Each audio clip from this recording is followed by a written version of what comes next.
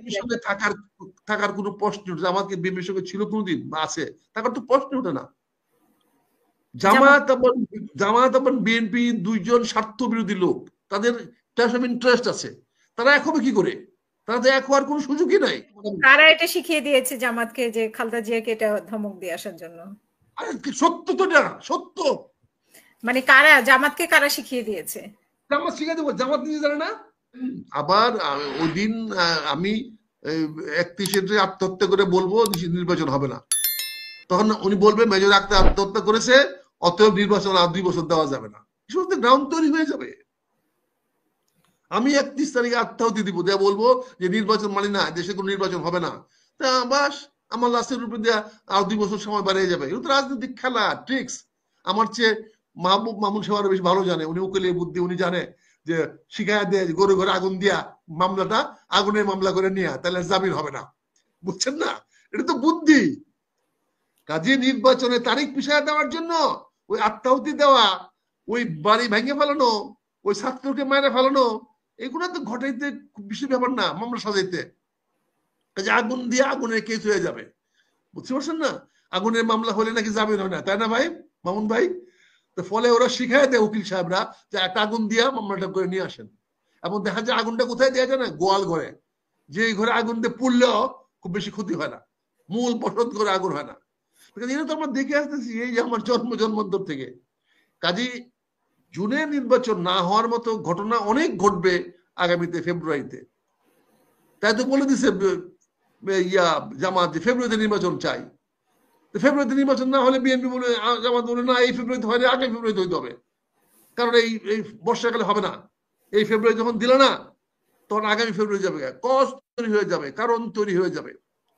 এগুলা তৈরি করতে বেশি সময় লাগে না। এগুলো তৈরি করার জন্য সবাই জানে, রাজনীতিবিদরা জানে কিভাবে তৈরি করতে হয়। জামাত কি বিএনপির সাথে থাকবে কিনা এরকম অনেকে সন্দেহ করছেন, যেহেতু বৈঠক হয়েছে। আমার বিএনপির সঙ্গে থাকার কোনো প্রশ্ন, জামাতকে বিএনপির সঙ্গে ছিল কোনোদিন বা আছে থাকার তো প্রশ্ন ওঠে না। জামাত জামাত এবং বিএনপি দুইজন স্বার্থ বিরোধী লোক, তাদের ক্ল্যাশ অফ ইন্টারেস্ট আছে। তারা এক হবে কি করে? তারা তো এক হওয়ার কোনো সুযোগই নাই। তারা এতদিন বিএনপিকে ব্যবহার করেছে, বিএনপিকে সামনে রেখেছে, কারণ জানে বিএনপি সামনে না রাখলে, ঢাল না রাখলে আওয়ামী লীগ একদিনে সমান করে ফেলতো, এক রাখতোই না। বিএনপিকে ঢাল হিসেবে ব্যবহার করেছে। এখন তো ঢাল দরকার নাই।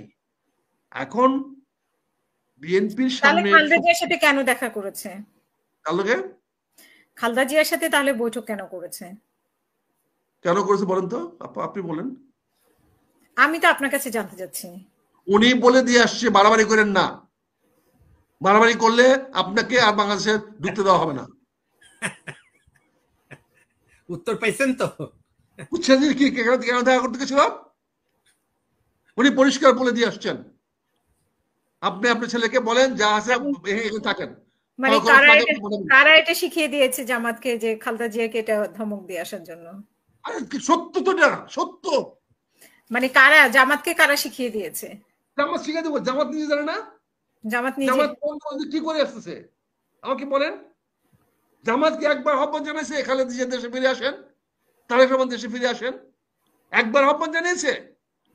তারা এক দল করেছে, একসঙ্গে দল করেছে।